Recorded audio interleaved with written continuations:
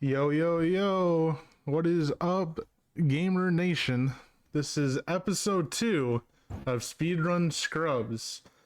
I am here joined in with my co host, Jack. And for today's episode, we are going to be chatting about like our past month or so of speedruns and just kind of our thinking of like when we do speedruns, like, and like how it all goes down. So, what have you been up to this past month, Jack?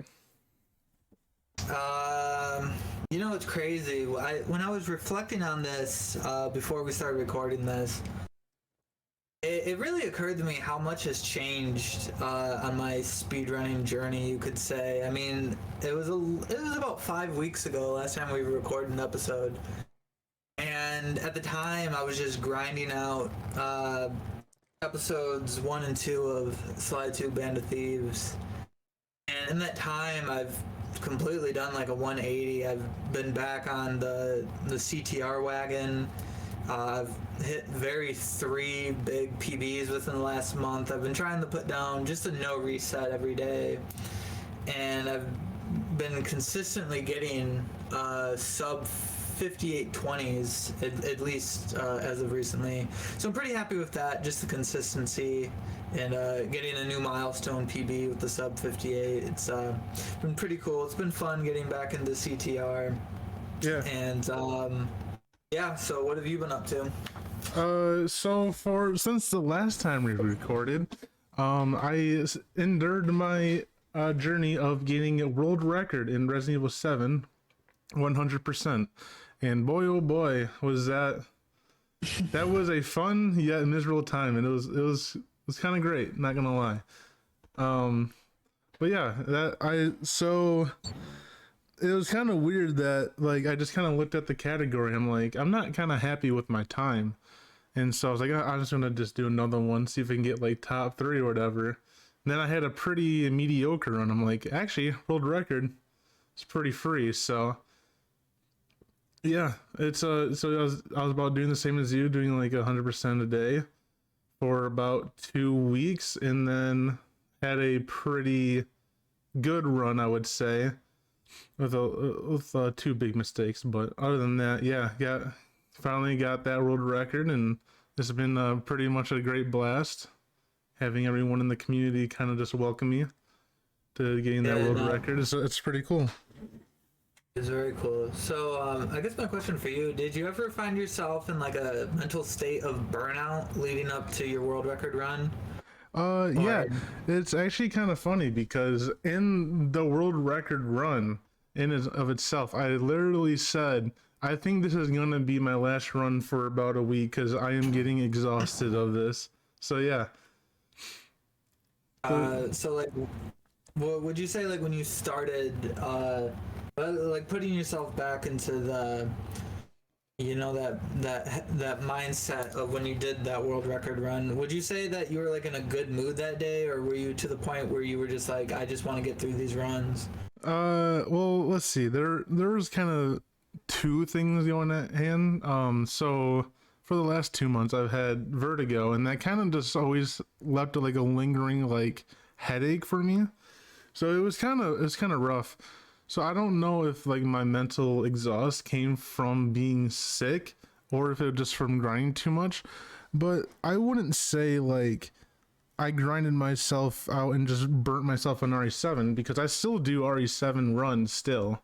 But yeah, I was definitely getting very close, I would say. And it was just kind of annoying because I knew that I was just right there, but I just couldn't get myself, because just something always went wrong. And that's kind of the issue with like the 100%.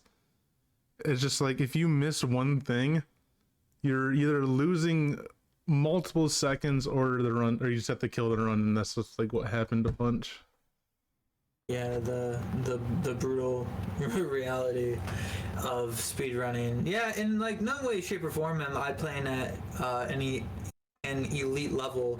But, I feel with like this hobby, you have your good days, you have your bad days. Oh yeah, for sure. I think at the end of every day, you need to like just think about like, why do I do this in the first place? And for me, it's just a lot of fun. It's a good form of escapism. Yeah. You know, right now, I feel like I have a lot going on in my life right now with, transitioning jobs, and I'm doing like an online class for the certification. And just doing a no reset every day is just such a great form of like escapism. Yeah. And it's just nice to just like relax and game and do what you love to do, Yeah, the escapism is also very nice. Just doing like a run a day or something. Yeah, so what are your plans going forward? Do you have any goals with other games, or are you still like trying to push the RE7 world record time? So I have a few things on my plate right now. So first off, I don't, this is probably not going to happen anytime soon, but I would like to refine my world record run just to kind of solidify my spot, and so that someone doesn't come out and kind of take it. I also working on new game glitchless for RE8 and new game plus glitchless for RE8. Maybe some knife onlys for that. And today, funny enough, I found so there's this like little indie game called Dicey Dungeons. I played it like once or twice on stream, and I saw that the Xbox had no competition, so I think it'd be kind of fun to run that game offline. So yeah, I have a few games going for me that I'm looking to speedrun. Do you have anything? Yeah, knife only. Knife only would be really interesting. Yeah. So yeah. It's so one thing about knife only too. It's really funny is that in casual you only get the one knife. So right at the beginning of the game, you have to pick up a knife to trigger like to get to like the first like boss of the game or whatever. And so you can only use that knife in casual, but in hardcore and Voss you can buy a special knife from the merchant because you technically beat the game once already with it. And I think that would be kind of fun if I can ever get to that point. But yeah, have you been practicing anything else besides CTR? Or yeah, so pretty much right now I have really no other goals, really. Just right now, just putting down a no reset every day, and just pushing for the sub 57. It's very doable. My sum of best is a low 56, so it's not even like I need a perfect run. It's just like I need a run to like make it work. I've thought about dabbling more in like Crash Nitro Kart or learning Mario Kart Wii, but a lot of that is just gonna kind of come down to like where my life's at in the future and how much time I have to like dedicate to like speedrunning. So this is kind of going off topic of what we have sort of like planned out, but like, so if you had to pick like one game that you could just like speedrun, like is there like any game that you don't speedrun but like you wish you could? So it's funny you asked this. Literally a couple days ago I was talking about this with my roommate Caden, and if I could go back and get into speedrunning when it was more of like a gold rush, when it was like picking up more in like the mid 2010s, I think I would have liked to like get more into like Spyro 2 Ripto's Rage. The thing with that game though is like it has just brutal skips in order to like even make yourself like even like in contention to get like a good time per se. And don't get me wrong, like it's never too late to learn it, but it just would have been so cool to like spin the wheel back and have like 6-7 years of experience with the game and just like see where I am now. Yeah, that'd be really cool. Because right now, with where I'm at in my life, I would never have the time. Well, okay, never say never, but I just wouldn't make the time to. Very rarely, yeah. Yeah. But so that is a good question. Do you want to explain maybe like one of like the biggest glitches or like most important glitches of Spyro 2 then? Yeah, so from my understanding is so the 100% of Spyro 2 is just like a boss rush for like the first 10 to 12 minutes, I want to say. Can you define what a boss rush is real quick? A boss rush is you just like beat all of the bosses that get to the end of the game first. So it's like an any percent. Okay, gotcha. But in Spyro 2, essentially, is you do the boss rush to do the any percent, but then you go back around and clean up the rest of the levels that you skipped to get the 100%, essentially. Oh, okay, gotcha. Yeah, so to do the boss, to like get through to beat the final boss, because this is going to make no sense to anyone who's ever played the game, but essentially you obtain a power-up by getting 100% in Spyro, but you can glitch to the end of the game to get this like sacred fire power-up to make the 100% portion of the game like a lot faster. If that makes any sense? Yeah, no, that makes sense. But that's interesting that they would have a like a power up after you already got everything. Yeah, no, it's like the stupidest reward. Like I remember as a kid finally getting it. I'm like, this is pointless now. Yeah, I've already done everything. You already have everything. It would make sense like if you got it like after all the bosses and you can go back with it and then like get it. But yeah, really interesting, huh? Yeah, and so in Spyro 2, one of the skips or glitches, or honestly, I don't even know what you want to call it, to get to like the second boss is it's extremely brutal. It's extremely hard. It's extremely inconsistent, and until you like learn how to do it like properly, it's called gulp skip. I don't know if you ever watched like Hypno Shark or anyone do it. It's very precise. I've actually messed around in some of my spare time sometimes, like trying to do it. And I've come close a couple times, but I just, it's tricky. It takes a lot of time, and it's very frustrating. You have to have a lot of patience in order to do it properly. Do you have any background information on like these like how people like found these skips? That's really interesting of how people find these sort of skips in these games.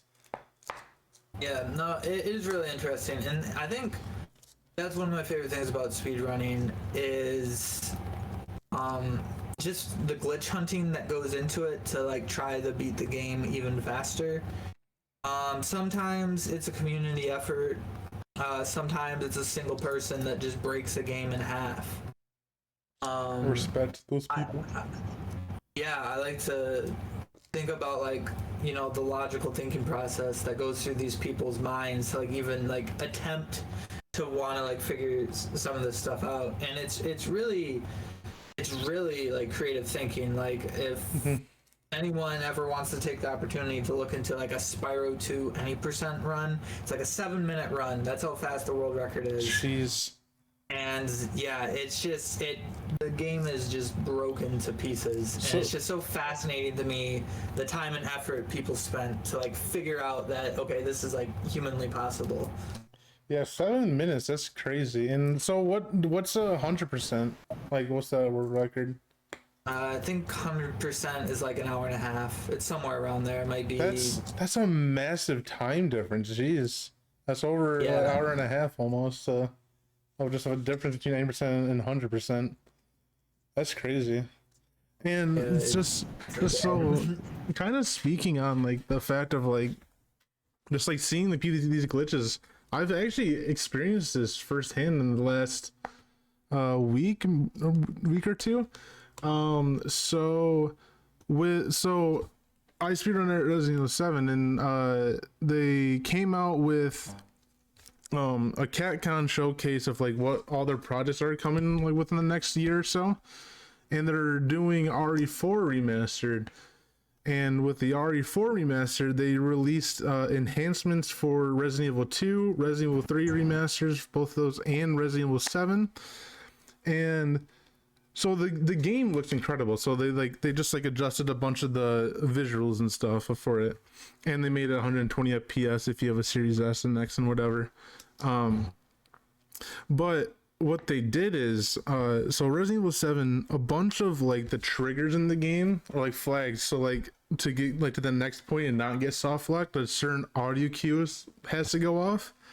With this update, they changed a bunch of the audio cues and stuff, and so the past week or two, me and the RE7 community have just been working on retuning the glitches that were there. And so one of them particularly is at the start of the game, you head down, you find your wife, and then you kind of go to this bathroom, and then you walk back downstairs, and then your wife is possessed, and then she comes up and she starts stabbing you, and then she kind of loses the possession, and she's like laying on the ground. And then what you used to be able to do is you take like 5 small steps forward into this like little like hitbox, and then Mia would get up instantly. But for some reason now you stand up a little bit to the right of Mia, and you can't get the trigger anymore. And we still haven't found a thing yet, but I've been kind of just like tuning it, and I'm losing only like a second, and that's kind of nice.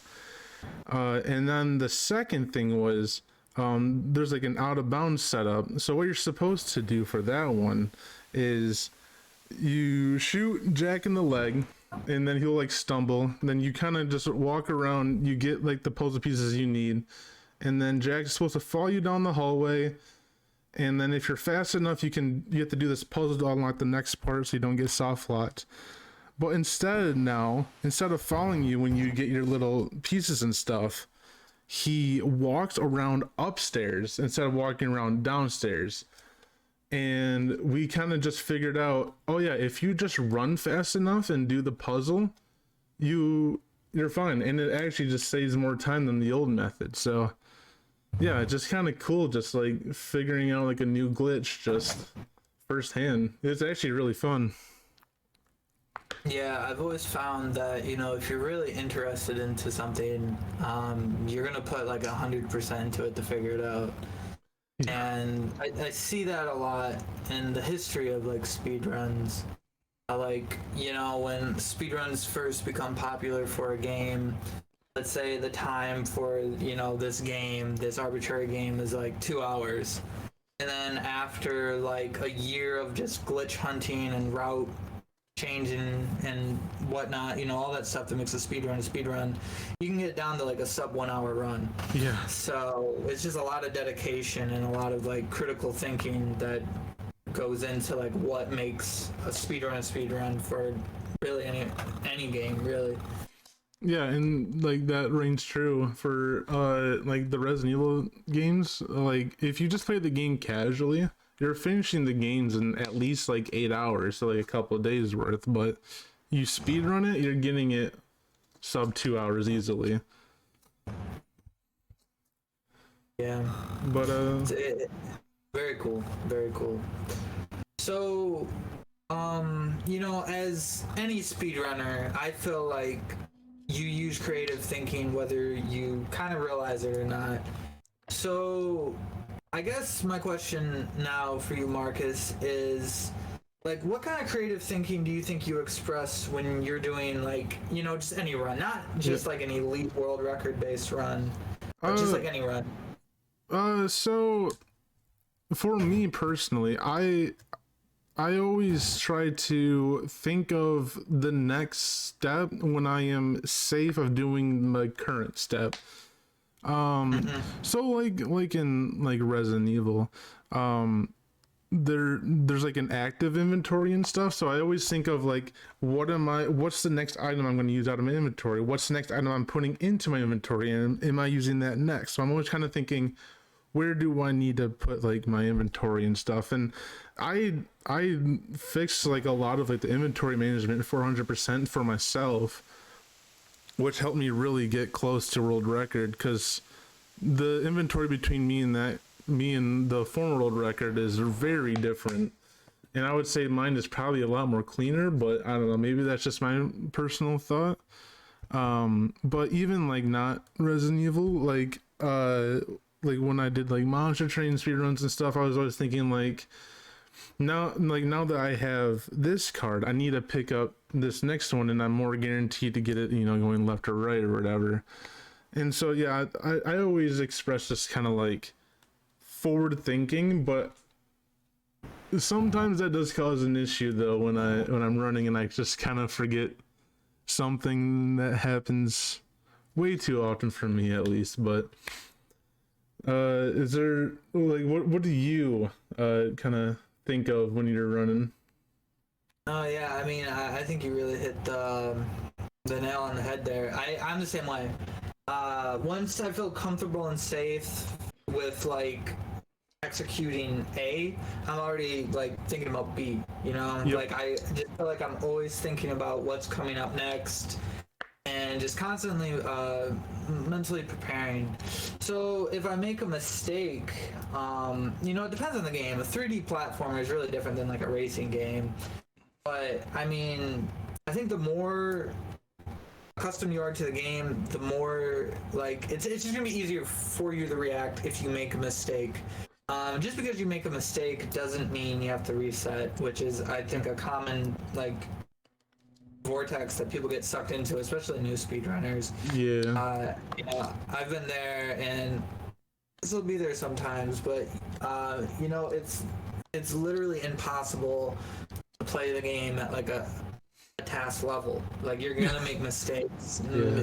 Like things aren't always gonna go the way that you want to go, and being able to like recover and strategize, and it's split decision making. It really is. Like if you make a mistake, you have like a half a second to get the run going again and to like, you know, save yourself.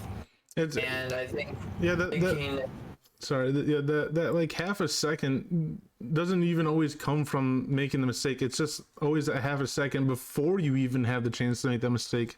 Like if you even want to go for that mistake too. There's a lot of small like quick things that you really need to do in speedrun. Yeah, and sometimes, you know, like mistakes can be blessings because sometimes they show you ways that were faster in the first place that you didn't even think about. Yep. Not every game is optimized 100%, and some games are more optimized than others, but you know, I find myself constantly, almost every day really, just like, oh, this was a little faster, and you know, a little faster may be like 0.3 seconds, but 0.3 seconds is 0.3 seconds. 0.3 seconds is a bit, yeah, in speedrun. And Yeah. like even to bounce off of like the mistakes, I've been watching Elden Run speedruns, and so there's like kind of like this big like tournament sort of thing going on called like a region lock. And so they kind of have to beat each boss in each region before they can move on to the next one.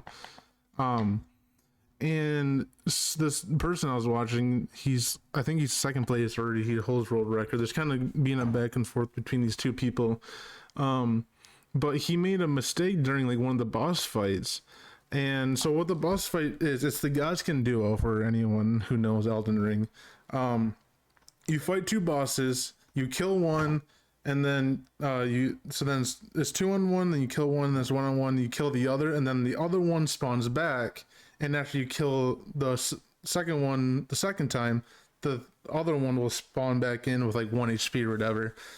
And this person, they were like, oh, we just kill him, you know, fast. But then he learned that if you just take your time on the second one, you can actually force a quick spawn on the fourth one, and it saves like 10 seconds, which is like a monstrous amount of time. So yeah, like mistakes can just make you realize like how fast something is, or maybe you're not doing something fast enough. Yeah.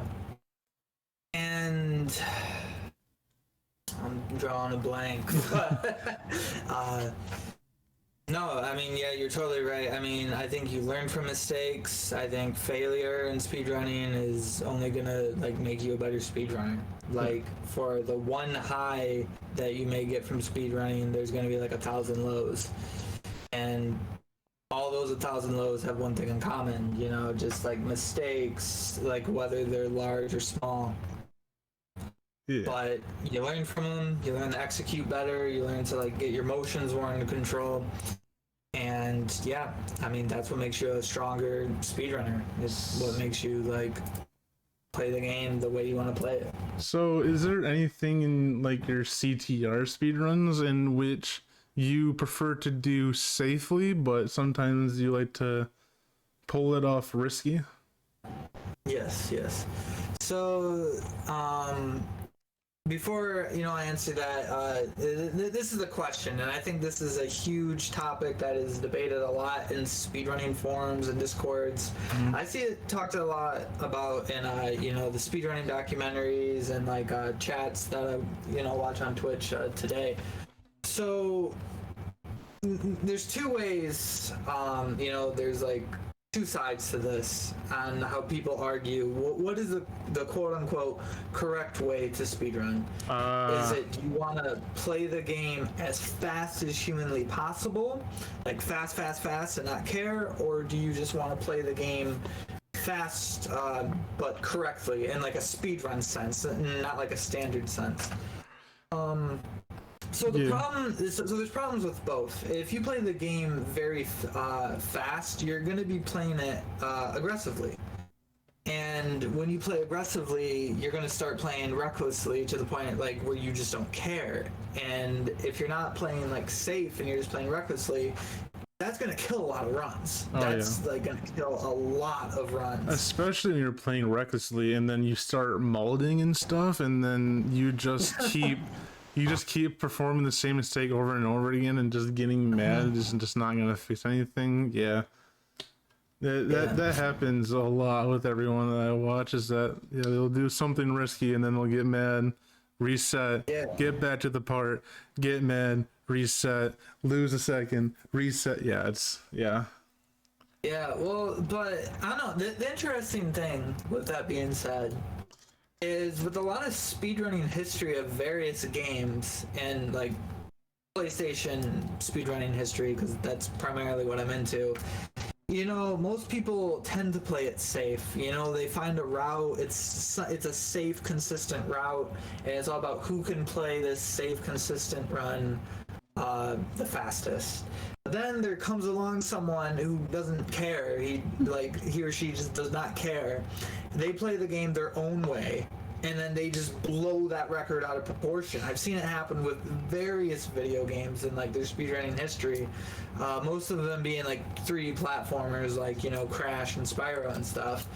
But the people who seem to like care less of playing it safe and how the speedrunning like routes and strats are supposed to be, like the less they care about that, they just like they reinnovate the game. I mean, they really do, and it's just like crazy how much that they change it and they pave the way for like a new wave of speedrunners to come in. You definitely find that a lot in like the PlayStation games and stuff, and it happens a lot today too. And I feel like there's so many glitches that can be found if like a game is like separated by like levels and stuff. You can like, people will play it safe or whatever for like the first like month or so, and then someone will come in and they'll shatter a 17-minute world record into like 5 minutes. And it's just crazy just how like these people just like find these things.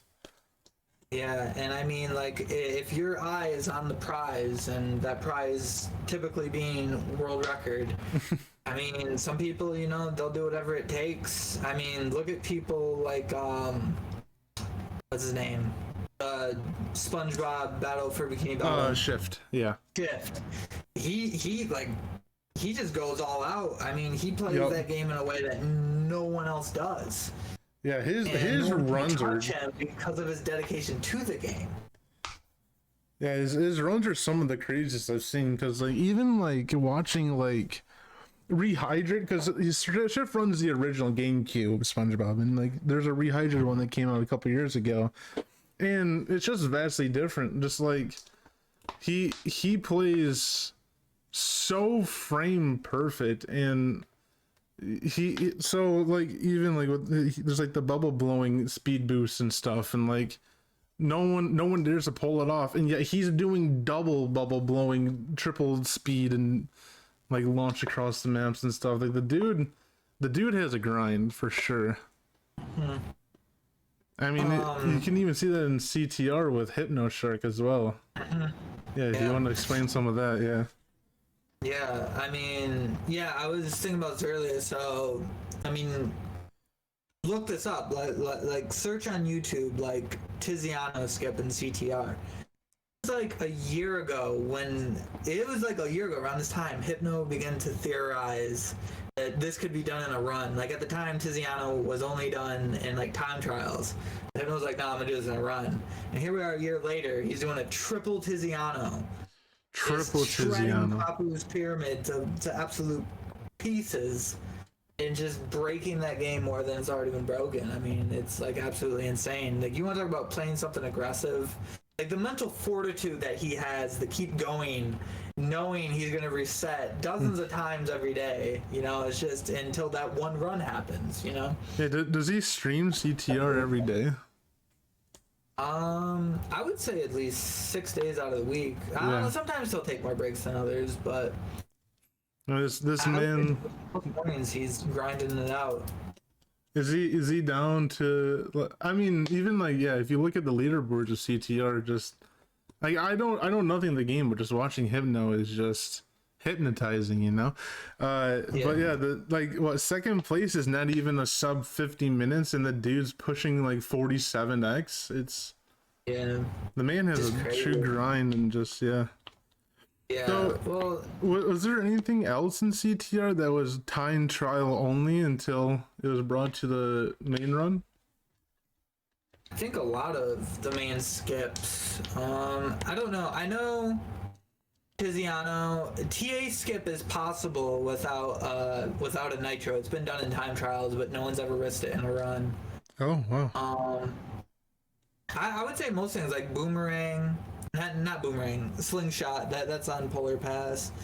I mean, like anyone listening has no idea what I'm talking about, but any big skip you see in any racing game, like outside of CTR, was only theorized to ever be done in runs. Like it was done in time trials, but it took like a special someone to like bring it into a run. And I mean, it's just playing recklessly. I mean, I think that playing more aggressively has made me a better speedrunner because, you know, look at a fence skip on Blizzard Bluff. It's a very advanced skip to do. It's very precise. You have to be frame perfect. And if you screw it up, you're going to lose a lot of time, like onwards, like 30 seconds if you can't do it at all. And every single run, I never went for it. Like, I knew I could do it. I'd done it before. I just never did it in a run. But I think it's a way of you got to build up courage. I mean, this is like a metaphor for life. You're not going to win playing small. You know, once you like go for it and you learn that, okay, I can do this, it only makes you stronger. It made me a better speedrunner. And I think that goes for life. Like, the more risks you take, the stronger you're going to become, the happier you're going to be. And that's just kind of how I look at it. Like, playing conservative does have its strengths. I'm not saying that like if you don't play aggressive, you're not doing it the right way. But like, you know, if you play it safe, I mean, chances are you're not risking losing time. But it's only once you risk losing time that you're going to become, I think, a stronger speedrunner in the end. Yeah. You know? And just kind of going off of like big time losses and stuff, is there anything in like the speedruns that you've seen or that you've done where it's like a minor time split or like time save, but like if you miss it you still like lose a lot of time? Because in my opinion, or in my runs and stuff, there's the first Jack fight in RE7 is what people will do is when Jack gets in the car, so it's a garage fight, so you kind of just make him hop in the car, and then when you kill him in the car, then that's kind of like the end of the fight once you kill him in the car. What I do is I play it kind of safe, and I use a buzzsaw, and it's kind of like 100% consistent to kill him, but that method loses a second compared to the other method that some people do, where they'll stand on the opposite side of the car and they'll shoot Jack when he starts driving, and you'll crash instantly, which is like the second difference. But if you miss that shot, you're losing 15 seconds easily, maybe even more.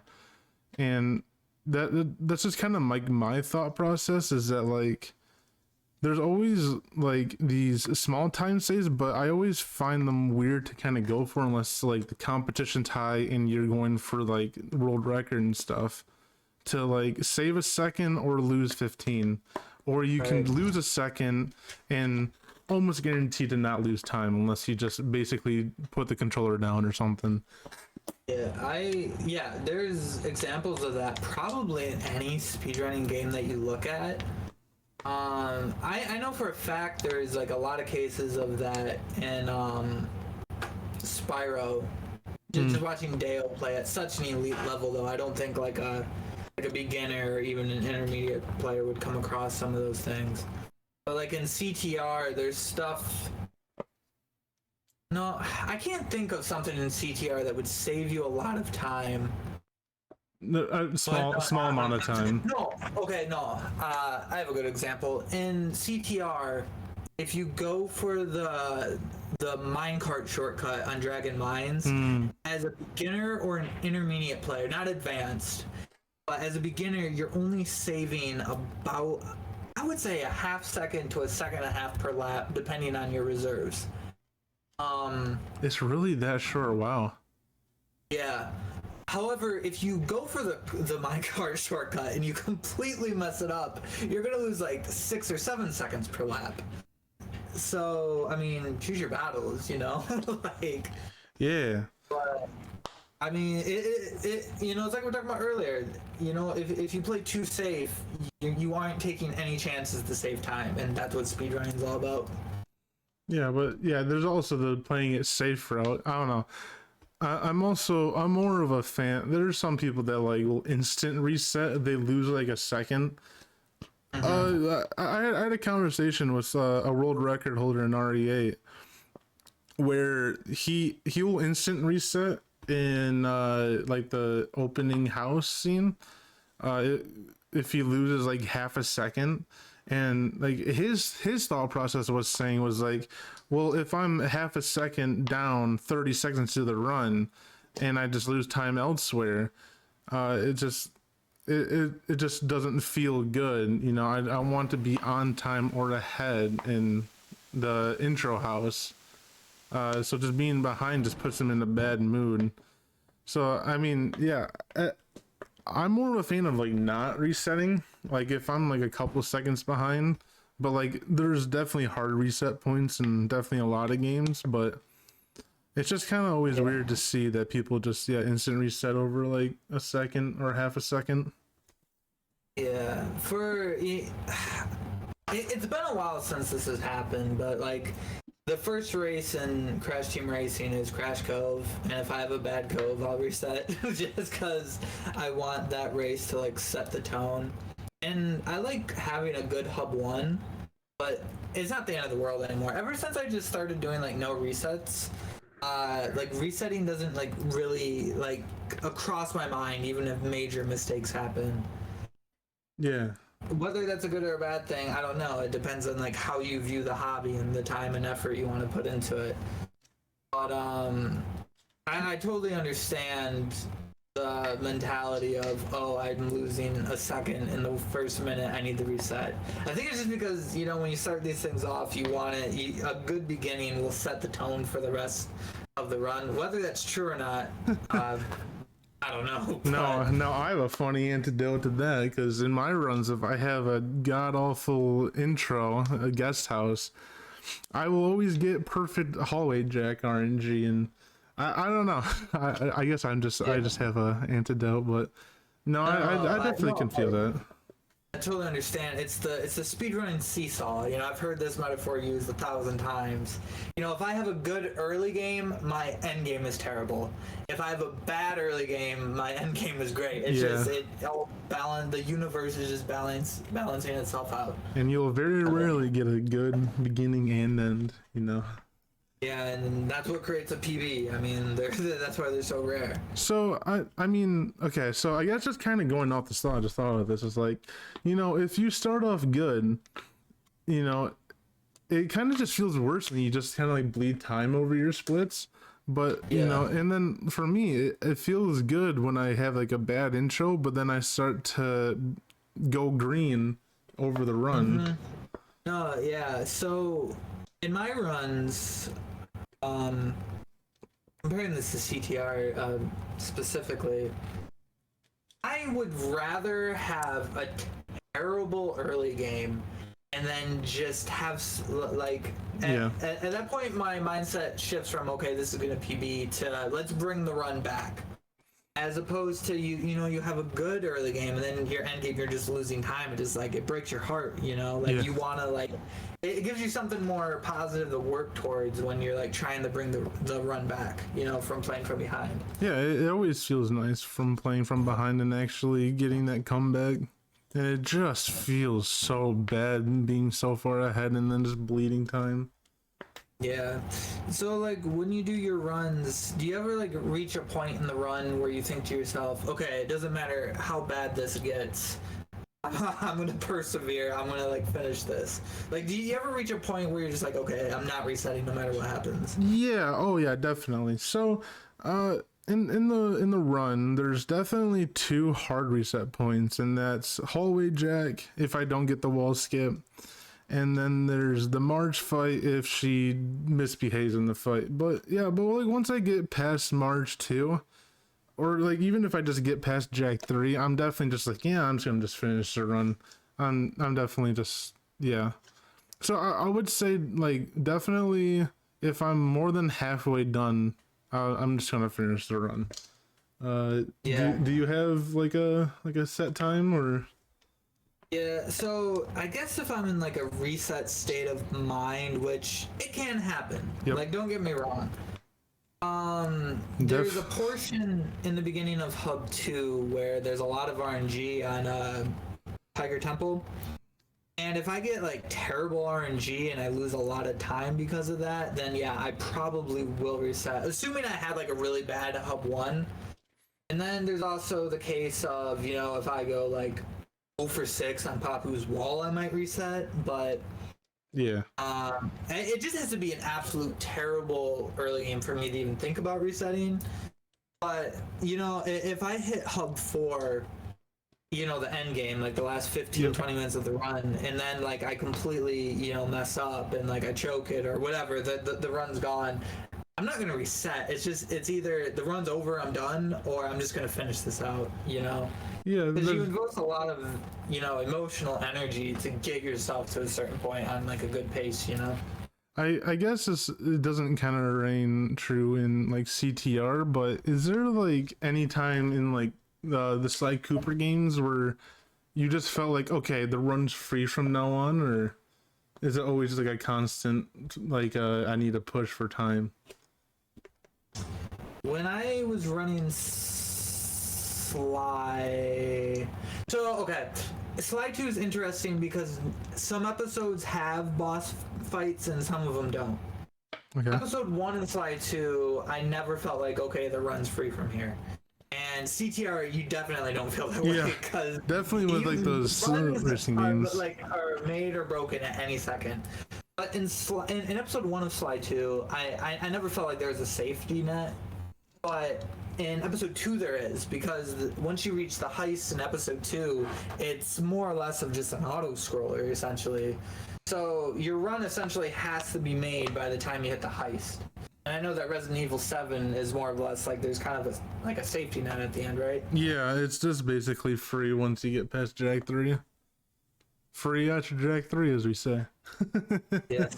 But are any other games that you watch that have like a sort of safety net? I'm trying to think. I mean, maybe even like middle of it, or like just like it doesn't have to be like near the end.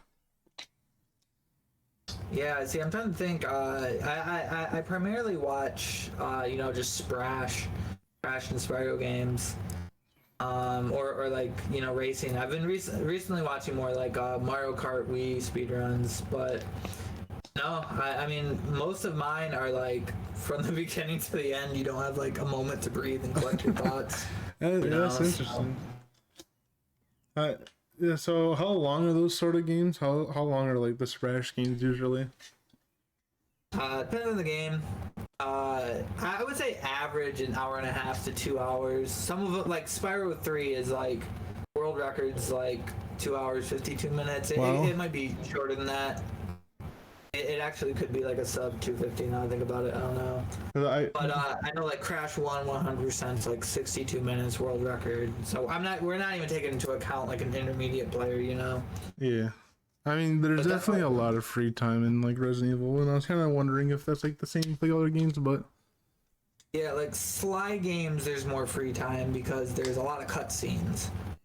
But no, it's Crash and Spyro games. There's a lot of like constant, like just movement. You know, like it just flows and it builds off of itself. yeah, and I guess we'll kind of maybe just ramble on for this last point. But do you think that speedrunning is an art form? So years back in college, we were asked as math students, was math created or was math discovered? And what's your opinion on that? My personal belief is that math was discovered. I think math is just embedded into the universe, and we just figured out how to like tell its story. Now, crazy shit like abstract algebra might be a little bit self-made. Definitely. But, that definitely in the applied math and stuff like that. Yeah, it's also very cool. But yeah. Yeah, when I was thinking about this question, is speedrunning an art form, it kind of made me think about that, because truly there's just something inside of me that tells me that it doesn't really matter what your answer is. I think if you can come up with enough, like, you know, evidence or opinions or whatever to defend your stance, then I can respect your opinion. You know, because is there really any right or wrong answer?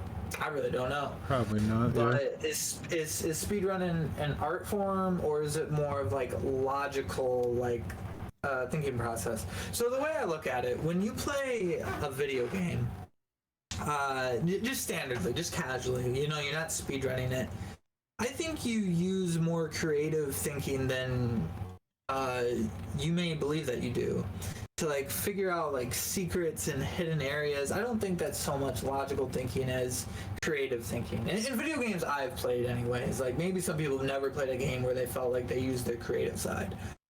But for me, I think there's a lot of creative thinking in there. And I think when you're discovering how to do something new, like play a new video game or whatever it may be, you use a lot of creative thinking, and I think that can be said for people who put routes together, people who are glitch hunters. There's a lot of creative thinking done there to be able to make a speed run the way that it is. But I think once everything's set in stone, and once you kind of figure out how to do it, like after your first or second playthrough, then I think that's when it becomes like more logical thinking. Like, I feel, you know, when I was first piecing together how to play any video game or learning how to speedrun a game without like looking at a guide or anything, I was creatively thinking. But now that I do it so often, and now that like it's just like muscle memory, it's more of like a logical step process of okay, I need to execute A, B, C, D, E. That's just my take on it. What are your thoughts? Yeah, I mean, I would definitely say it's a like a required sort of taste, like as an art form.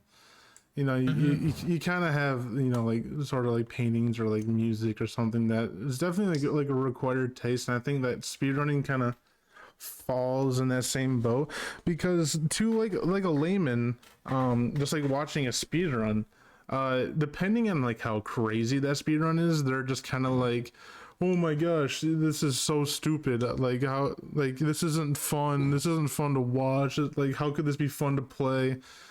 But then when you get that taste of like how to actually like do like a speed run and stuff, you kind of like, wow, this man has like 17 inputs going in to get this frame perfect skip to save him like 30 seconds or something sometimes, and or like they look at like a specific spot on a wall, and then all of a sudden they just shoot up straight in the air, and they're like, and it's just kind of like, wow.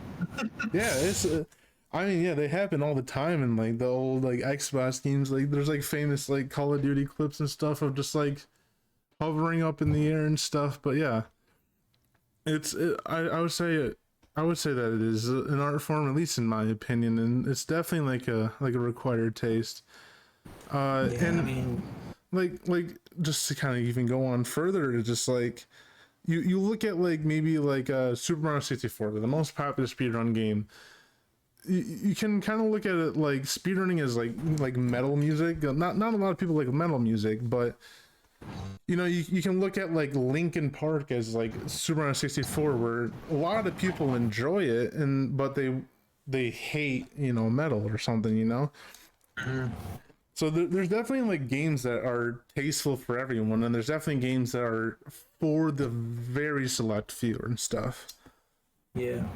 I mean, beauty is in the eye of the beholder, you know, like, For sure. I just think, you know, like, I've seen some of these speedruns so much, and I wonder, like, why do I keep coming back? Like, this is so hypnotic to watch. Yeah. Like, why do I keep watching this? And it's, I don't know, I just think it's beautiful. I have respect for the people that put in the time to get the game to, not get, but, like, they've just brought the game such a far way in a speedrunning sense, and it's just like I said, it's hypnotic to watch. Yeah, I mean, and it's a lot of respect. in other forms of art too. Yeah, like it like you only ever see the PB. You only ever see the world record. You very Yes. rarely ever watch people do practice runs to D-rush runs or just failed runs. Like, you know, sometimes you'll watch, you know, someone stream a game that you like to watch be speedrun, and they'll just spend the 4 hours or so just resetting and not getting past anything. But and then you get that respect for them, just watching them just like sit there, reset, get perfect lines, get perfect tricks, get perfect RNG and all that stuff, and then when they hit that perfect run, it is hype at the end. Yeah. And, you know, this is kind of off topic, but, you know, the other day I read this thing, and it was essentially saying that, like, you know, people who play video games and people who watch TV are, like, cowards, and they hide behind, like, a mask because they're too afraid to, like, face their lives because their lives suck so much. And I just, you know, it really bothers me because, like, I just don't understand, like, why video games are the thing that constantly get picked on. Because that can be said about anything. Yeah, Like, people who watch sports all the time, or people who, like, go to the gym all the time are, like, hiding behind a mask. yeah. You know, like, we're all just trying to escape from life. You know, like, life sucks.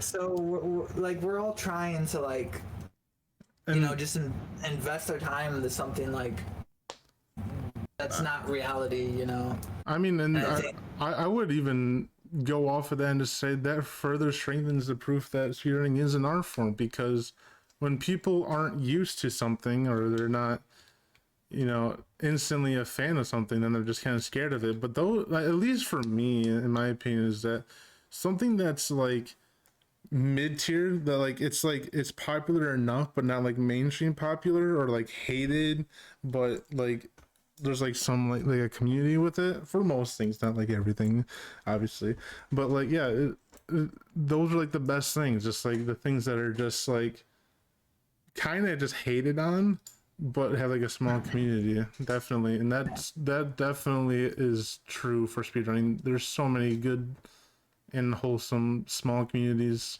that I've been a part of recently. yeah, and you know, there doesn't have to be a grand purpose with all this. Like, just do it, like, because it's here. It can be done.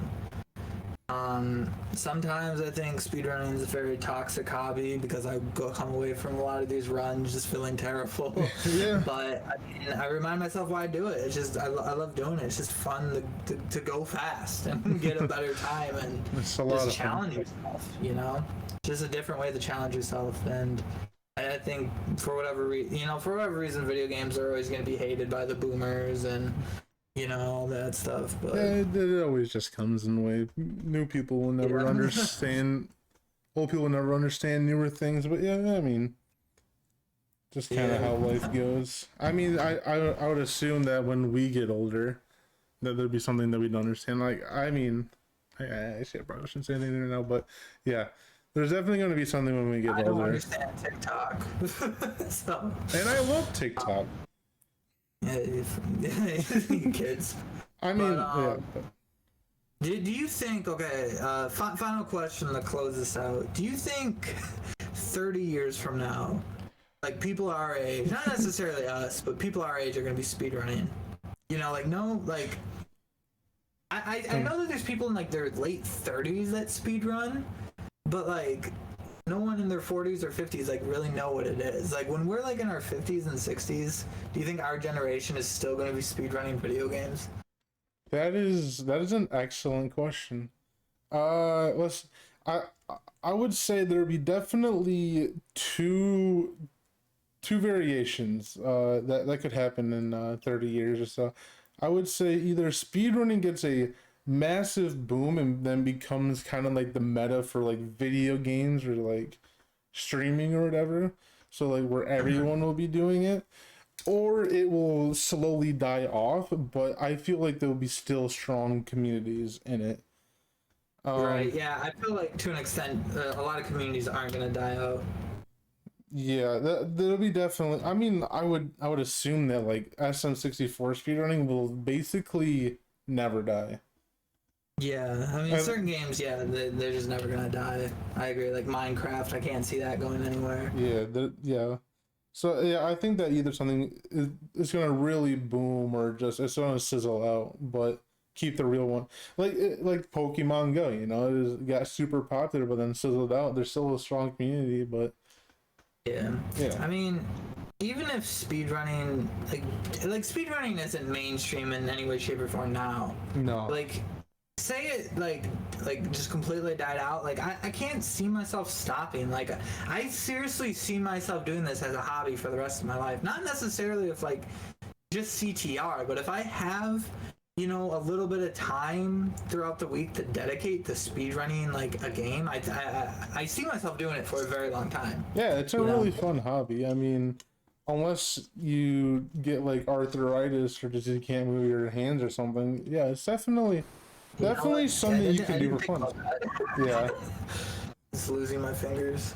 I mean, but that's probably not gonna come until like we're 60s or something, you know. I'll just at that point. That's when I start speedrunning on the VR. I don't need to like move my fingers around per se. True, dude. Honestly, I mean, I was thinking the same. There would definitely be some sort of technology. I mean, there's what ray tracing or whatever it's called, where like people do Oh, like yeah, challenges and stuff. There's probably going to be video games in like probably 10, 20 years. I don't know. Where you can just use your eyes to kind of play. Yeah, I was just thinking about that. That'd be So, actually interesting. Yeah. So, any closing thoughts? Any other things Um, you want to say? I guess if you guys made it this far in the video, leave a comment. If you See think you. that speed running is an art form, you know. But yeah, I would definitely say speed running is a lot of fun to watch and to play. So I mean, you're probably speed running if you're here already, you know. But yeah, it's Or you're just my mom and you're just supporting us? Hi, mom. yeah. Oh yeah. So do you ever talk to like does your mom know anything like your grandpa, grandma, aunt, uncle or whatever? Because I kind of just I just don't tend to tell them unless they like ask me. The only person is probably my dad, and like I talked about this in the last podcast. My dad was a speedrunner. Oh yeah, Without yeah, knowing he yeah. was a speedrunner with modern.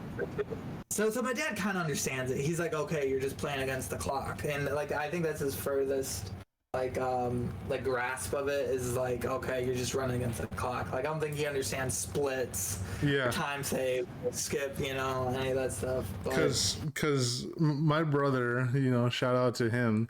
He's a big hype man for me. So when I got my world record or whatever, he was like telling my parents, my grandparents are like, "Yo, Mark, go tell him, you know, like what you just did." And I was like, ah, "Fine, you know, I got a world record, you know." And they're like, "Oh yeah, congratulations." And like so like what is the world record ever? And I'm like, "Oh yeah, so I just played the game, you know, as fast as possible, and then I just try to do cool things and just be the best." And then my grandpa goes, "Oh yeah, that's cool. The only game I could ever play is that Pac-Man game." And I was like, "Yup, basically that." Well, yeah, I don't know. I always have like a hard time explaining like video games or like speedrunning to people. But shout out to those people that will just watch you, like my brother, and your brother will watch you too. Yeah. I mean, But he kind of knows speedrunning and stuff. But sorry, you're cutting out. yeah, but you're no, I good was now. just gonna say I felt more emotional. Yeah. Oh, can you hear me? Okay. Oh yeah, you're good now. I was gonna say I felt more. Okay. I felt more emotional investment from watching people speedrun than I ever have like watching sports or anything, like, because Yeah. it's like if you're watching like a championship game, it's the championship game. A world record could happen anytime. I think that's a beautiful thing. Like, Yeah. you never know. It keeps you on your toes. And yeah, there's definitely that emotional, wholesome connection you get with speedrunners and streamers, because I mean, yeah, with like sports and stuff, you can't interact with the players and stuff while they're playing and stuff. Maybe if they're on the bench and you're at the game live, but there's definitely a personal connection you can get with streamers and stuff, which is also one of the coolest things about speedrun. Let's see. Is that me or is that you?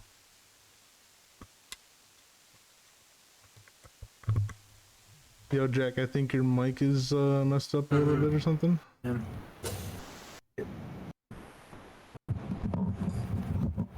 Can you hear me? Yeah, we're good now. Were you trying to say something? Yeah. 'Cause I saw your thing glowing up, but you weren't saying anything. Oh yeah, I've kind of noticed that. Yeah, I don't know like what my microphone's picking up, but nah, I'm good. We can wrap it up. All right, yeah. So this is episode 2 of Speedrun Scrubs. We appreciate you stopping by. Any shout outs you want to make, or? Yeah, shout out to Sir Bug, grinding, going for Hypno's glory. Yeah. I see you. Dude, Sir Bug's a monster, but yeah. OP. We'll be back with episode 3 sometime in the future, hopefully. Alright, yep, it's been real. Thanks for listening. Yeah, thanks for listening. We'll see y'all later. Peace out.